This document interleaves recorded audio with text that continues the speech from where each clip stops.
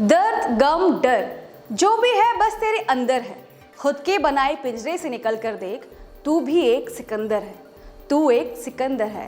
इन पंक्तियों के बीच घिरा हुआ है यह किरदार जिसकी सफलता की कहानी मैं आज आपके सामने बताने जा रही हूँ। नमस्कार, आप देख रहे हैं कबीर न्यूज़ और मैं हूँ निधि। एक दौर था जब हवाई चप्पल का मतलब सिर्फ रूपानी होता था। नीले और सफ़ेद रंग की यह चप्पल अक्सर लोगों के पैरों की शोभा बढ़ाती, बड़ी आसानी से दिखाई दे जाती थी। लेकिन आपको जानकर हैरानी होगी कि इस ब्रांड की हवाई चप्पल की कहानी के कुछ अंश पाकिस्तान से भी जुड़े हैं।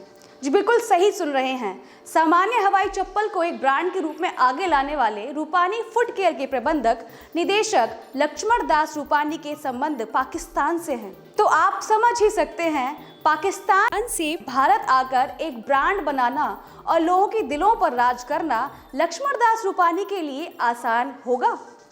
रूपानी को धन दौलत और नाम शोहरत यूं ही आसानी से नहीं मिली। एक समय मजदूर के कार्य को खुद करने वाले लक्ष्मण दास रूपानी आज रूपानी फुटकेयर के निदेशक हैं। इनकी कानपुर में 7 और हरियाणा के बहादुरगढ़ में एक फैक्ट्री है। कभी जो परिवार खुद काम तलाश रहा था, आज वह सैकड़ों लोगों को इन फैक्ट्रियों में काम दे रहा है। तो चलिए शुरुआत करते हैं रूपानी जी के सफलता की कहानी।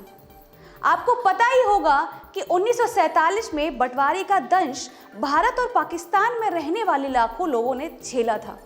यह दंश रूपानी जी के पूर्वजों ने भी झेला। 1947 के विभाजन के दौर में इनका परिवार पाकिस्तान से भारत आ गया था।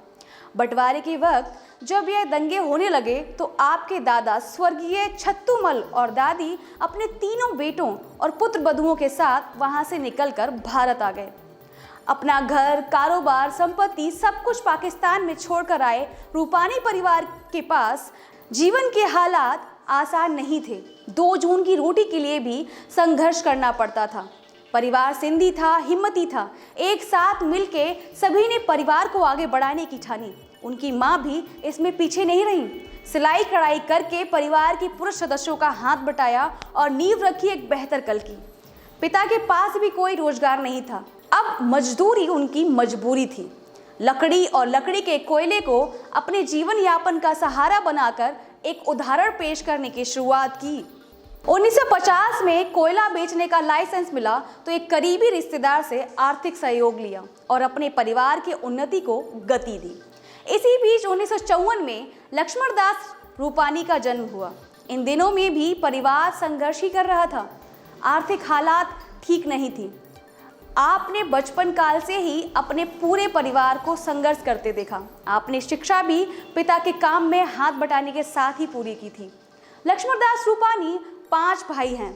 इसमें हर्रुण दास रूपानी, बलराज रूपानी, रामचंद्र रूपानी उनसे बड़े हैं और घनश्याम रूपानी उनसे छोटे। इन्होंने कई काम किए, लेकिन फुटकेयर के काम ने इनकी किस्मत ही बदल दी। साल 1964 में सिंधी कॉलोनी में अपना मकान बना। धीरे धीरे पैसे जुड़े तो 1976 में हालात बदलने शुरू हुए। फजलगंज में 1976 में प्लास्टिक की एक छोटी सी इकाई लगाई। 1981 के करीब ईंट भट्टे का काम शुरू किया गया। मगर सफलता को पंख तब लगे जब साल आया 1988। 1988 में आपने हवाई चप्पल की यूनिट की शुरुआत की। इन्होंने प्लास्टिक यूनिट को 1990 तक चलाया। करीब उसी समय तक ही ईंट भट्टे का काम भी चला। लेकिन रूपानी फुटकेयर की फैक्ट्री बढ़ती चली गई और लगातार बढ़ रही है। आपके मन में भी सवाल आ रहा होगा कि पाकिस्तान से आने के बाद आपके परिवारजन कानपुर में ही क्यों बसे? इसका जवाब है नदी के किनारे से प्रेम। आपको बताएं, विभाजन से पहले पाकिस्तान में आपका परिवार सिंधु नदी के किनारे रहता था। नदी के किनारे रहने का मोह शायद परिवार छोड़ नहीं पाया, इसलिए आपके परिवार ने गंगा के किनारे पर बसे कानपुर को अपना आशियाना बनाया। इसके बाद परिवार के लोग कभी लौटकर सिंध नहीं गए। परिवार के लोग बताते हैं कि आज पाकिस्तान में उनके घर को नष्ट कर दिया गया है, लेकिन लक्ष्मण दास रूपानी का कहना है कि वे एक बार उस जगह को जरूर देखना चाहते हैं जहां इनके पूर्वजों का घर रहा है। रूपानी जी अब चाहते हैं कि देश के ज़्यादा से ज़्यादा जगहों पर उनके कारोबार का विस्तार हो और ज़्यादा से ज़्यादा लोगों को रोजगार मिले। रूपानी जी की कहानी उन लोगों के लिए एक बेहतर उदाहरण है जो परिस्थितियों को अपनी असफलता का कारण बताते हैं। एक लगन, एक धुन और पक्के इरादे से भी आप लक्ष्मण दास रूपानी बन सकते हैं। थोड़ा सा जोर तो लगाएं। ऐसे ही कुछ तमाम खबरों के लिए बने रहिए कबीर न्यूज़ पे।